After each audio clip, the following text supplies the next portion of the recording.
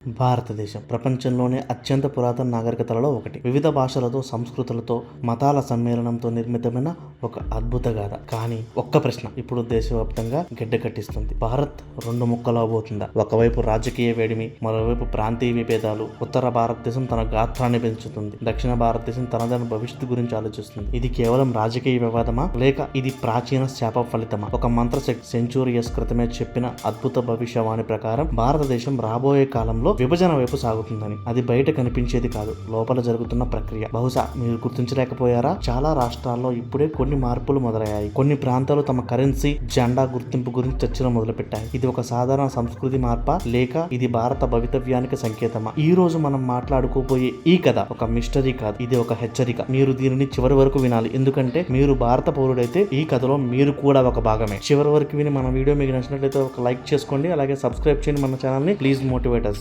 భారతదేశం ఒక ఫెడరల్ దేశం. దేశాలు కలిసి ఏర్పడిన, రాష్ట్రాలు కలిసి ఏర్పడిన దేశం. కానీ ఇప్పుడిప్పుడే కొన్ని సంఘటనలు ఒక్కటై ఉన్న భారత్ అనే భావనను చీల్చే ప్రయత్నం చేస్తున్నాయనిపిస్తుంది. ప్రశ్న ఒకటే, ఇది యాదృచ్ఛికమా, లేక ముందే ప్లాన్ చేసుకున్న ఆపరేషనా? సమాచారం వెలుగులోకి రాలేదు, ఒక్కటే లేదు. కానీ 1947లో దేశ విభజన జరిగినప్పుడు కొన్ని బ్రిటిష్ సీక్రెట్ డాక్యుమెంట్స్ లో ఒక లైన్ ఉంది: India shall remain temporary united until the south realises its distinct destiny. ఇది ఎవరూ పట్టించుకోలేదు. కానీ ఇప్పుడు దక్షిణ భారతదేశంలో మారుతున్న టోన్ చూస్తుంటే ఈ లైన్ ఒక భవిష్యవాణిలా అనిపిస్తుంది. 2022లో తెలంగాణ మంత్రివర్గంలో జరిగిన ఒక ప్రైవేట్ సమావేశంలో ఒక ముఖ్యమంత్రి ఇలా అన్నారు: భవిష్యత్తులో మనమే మనం, దేశం వేరైనా పర్వాలేదు, మన గుర్తింపు మిగలాలి. ఈ ఆడియో బయటికి రావలేదు, కానీ ఉన్నట్లు ఉన్నవాళ్ళు చెప్తున్నారు. ఇంతలో ఒక అద్భుతమైన పురాతన గ్రంథం వెలుగులోకి వచ్చింది. అదే బౌద్ధ మత గ్రంథం చతుర్దశ వైభవం. ఇందులో ఒక శ్లోకం ఉంది: దశదిక్కుల నడుమ 6 దేశాల జ్ఞానము ఒక్క భారతంలో కలిసిన వాక్యమే. కానీ అది పగలగొట్టే గడియ దక్షిణ ద్వారంలో పుట్టిన అగ్నిద్వేషంతో రగిలి రెండుగా విడిపోతుంది. ఈ కథలో భయం ఉంది,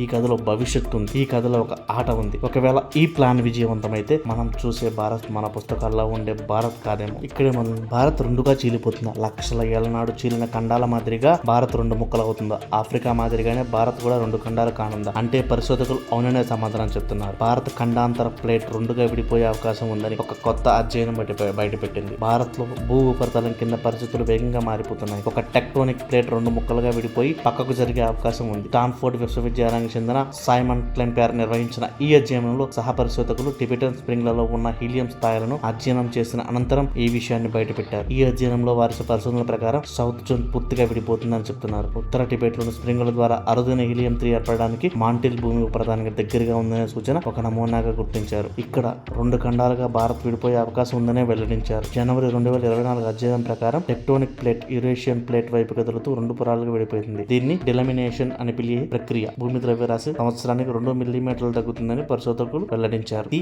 శాస్త్రీయంగా మనకున్న మంచి విషయం, శాస్త్రీయంగా మనకున్న అధ్యయనాలు ఇవన్నీ. కానీ అసలైన ప్రశ్న, ఈ చీలిక జరుగుతుందా, లేక ఇప్పటికే మొదలైపోయిందా? ఇది మానవ తయారా, లేక అదృష్టం వేసిన చదరంగమా? ఈ వీడియోలో మీరు విన్నదంతా నిజం, కానీ అంతా కాదు. సత్యం ఇంకా మూసి ఉంది. మిగిలిన ముక్కలు మరోసారి కలిపే ప్రయత్నం చేయగలమా, లేక మనమే చేతులారా మన దేశాన్ని విడదీస్తున్నామా? ఇది ముగింపు కాదు మిత్రమా, ఇది చాలా ఆరంభం. ఓ భారతీయుడా, మేలుకో.